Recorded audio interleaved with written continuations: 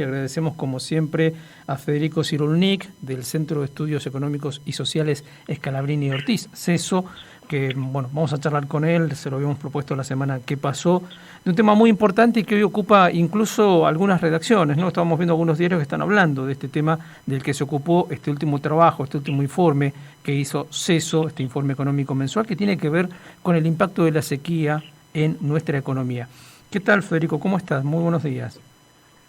¿Qué tal? Buen día a todos por ahí. Vos sabés que estaba viendo uno de los diarios hoy y hace un análisis como si hubiera leído el trabajo de ustedes, ¿no? Me da esa impresión, que además incorpora el factor histórico, es decir, no solamente en esta ocasión, sino cada vez que ha habido sequías importantes, hay un impacto muy duro en una economía fuertemente primarizada como es la nuestra. Contanos un poco el trabajo que ustedes hicieron puntualmente sobre esta cuestión. Sí, mira, ahí más que primarizada diría abocada a un único sector. Argentina es un país que depende casi exclusivamente sus exportaciones del agropampeano. Difícil sería el caso si, por ejemplo, también incorporando sectores primarios, como parecería que puede ser en un futuro próximo, desarrollar los hidrocarburos, la minería y demás. Bien, volviendo al informe, sí, nosotros lo que mostramos ahí y desarrollamos un poco es el terrible impacto que va a sufrir la economía argentina a partir de esta sequía, que es una de las más importantes de los últimos al menos 50 años, ¿no?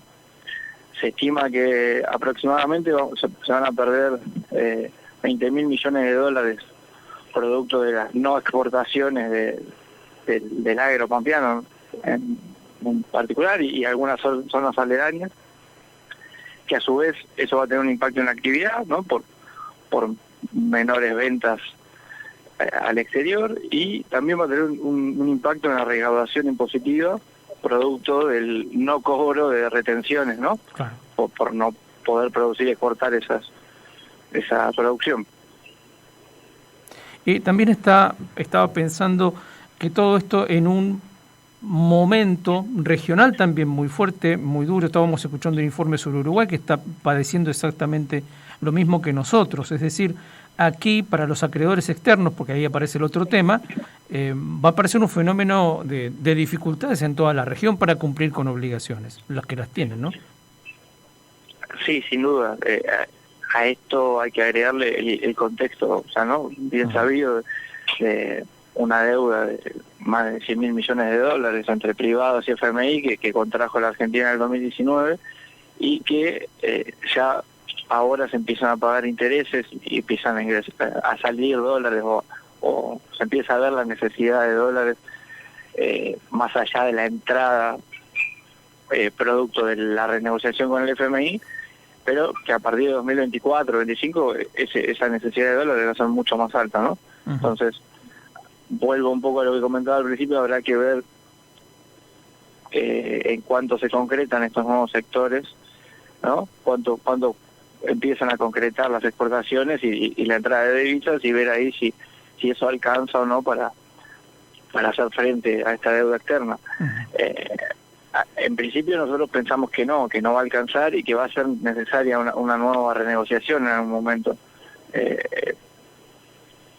Ahora, eso, antes de ir a ese punto, lo dejamos para dentro de un ratito, porque ustedes hacen también en el informe un análisis interesante de esta medida reciente que anunció el Ministerio de Economía, que bueno, algunos medios atacaron fuertemente, que fue el canje de bonos con los organismos públicos que tenían bonos dolarizados, lo especificaron, digamos. ¿Qué análisis hacen de esa medida y para cuánto habrá alcanzado puntualmente? Bien. Sí, nosotros ahí desmenuzamos bien punto por punto los objetivos de la medida, ¿no? Resumidamente, creemos que el principal objetivo, lo que buscó y creemos que va a conseguir el gobierno con esta medida, es poder financiarse en pesos, con pesos que circulan en el mercado sin la necesidad de una nueva emisión. ¿Y eso por qué?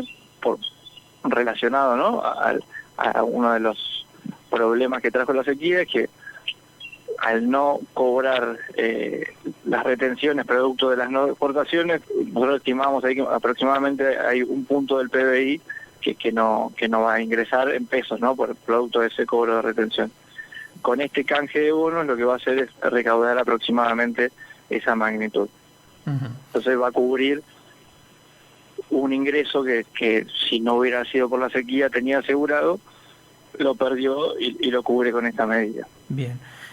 Puesto todo esto sobre la mesa, el pronóstico es de recesión, estamos en proceso de elecciones, algunos están hablando ya de una inflación que va a estar entre el 105 y 115, no sé cuál es la perspectiva que ustedes tienen sobre este tema, pero bueno, un año extremadamente complejo y complicado política y económicamente. Sí, sin duda, ya con un primer trimestre arriba del 20% de inflación, es muy difícil que el logaritmo final anual termine por debajo del 100, ¿no? Seguramente va a estar por arriba del 100, veremos qué es lo que puede suceder en estos meses previos a las elecciones, pero si, como venimos repitiendo desde eso, no se generan condiciones para atacar los factores inerciales que componen a la inflación, bueno, esta difícilmente pueda frenarse. Bien. Por último, bueno, volviendo un poco a lo que decíamos hace un rato, no aparecen demasiadas alternativas para acumular reservas más allá de renegociar permanentemente las condiciones con el fondo, que no parecen ser muy flexibles, ¿no? Más allá de todo lo que ya conocemos en la historia del otorgamiento de este megapréstamo que hemos sufrido de algún modo. Es decir, las negociaciones van a ser con gente que está muy endurecida en su postura. Sí, exacto. Un poco las medidas que empiezan a hacerse efectivas hoy, ¿no? Respecto a los dólares diferenciales, a los tipos de cambio diferenciales, apuntan, ¿no? Justamente a eso, a tratar de recomponer parte de las reservas, ¿no? Que vienen bastante disminuidas, y esa disminución se pronunció de nuevo producto de la sequía, ¿no? Veremos si el gobierno entrante tiene espalda para renegociar. Digo, más allá de las metas de este año que claro, posiblemente se puedan renegociar o no, el problema viene, como decía hace un rato, a futuro, cuando empiecen los vencimientos de deuda, los vencimientos del capital, no de los intereses. Ahí veremos si hay espalda suficiente para renegociar o no, qué flexible es el fondo, que como bien mencionabas, no suele ser muy flexible en estos casos, tiene una postura rígida bastante habitual. Veremos si se logra financiamiento de otros organismos multilaterales, como este año pareciera que algo viene entrando y con eso se vienen cubriendo distintas salidas, pagos de divisas, y veremos, como decía también, si se concretan o no los distintos sectores que parecería que están asomando y que pueden llegar a ser parte o al menos solucionar en parte este problema. Claro, una lucecita al final del túnel son los números de IPF de estos últimos meses, ¿no? Por ejemplo. No sé si va a alcanzar con eso. Que se concrete el gasoducto y se puede empezar a exportar, ¿no? Tal cual. Bien, seguiremos en contacto y te agradecemos como siempre, Federico, muchísimo tu amabilidad para atendernos. No, muchas gracias a ustedes por llamar. Era Federico Cyrulnik, de CESO, del Centro de Estudios Scalabrini Ortiz, Económicos y Sociales, ¿no? Centro de Estudios Económicos y Sociales, hice este reporte, este informe mensual que emite CESO, que en este caso ha tenido como principal eje, la situación económica de la Argentina a partir del impacto de la sequía. Un impacto que, vamos a hacer un poco el resumen de lo que nos decía Federico. Va a significar, numerito más, numerito menos, 20.000 millones de exportaciones agropecuarias menos, porque no hemos alcanzado los volúmenes de producción en un mercado internacional demandante, además. Es decir, que si se hubiera producido más, se hubiera vendido, porque hay países que están fuera del mercado o participando muy parcialmente de él, que son competidores directos de Argentina, el caso de Ucrania y el caso de Rusia. Desde el punto de vista fiscal, no poder recaudar o no poder ingresar al país esta cifra hace de inmediato que la recaudación también caiga. Es decir, los ingresos provenientes por los derechos de exportación también disminuyan y de modo significativo. Es decir, perdemos $1 de cada $4 que ingresaba, el 25%. Por otro lado, el crecimiento que venía teniendo la Argentina en los últimos años se viene a pique.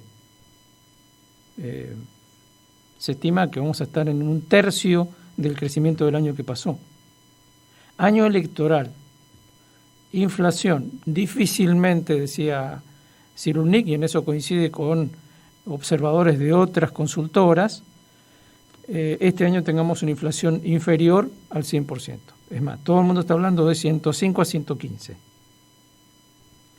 ¿Y dónde impacta esto? Y bueno, de nuevo en los salarios, en los asalariados, en la gente que tiene rentas fijas. Claro que siempre hay alguno que gana, pero no son la minoría, ¿no? Y son los que concentran muchas veces el poder. Bien, la charla entonces con la gente de CESO y la economía de nuestro país.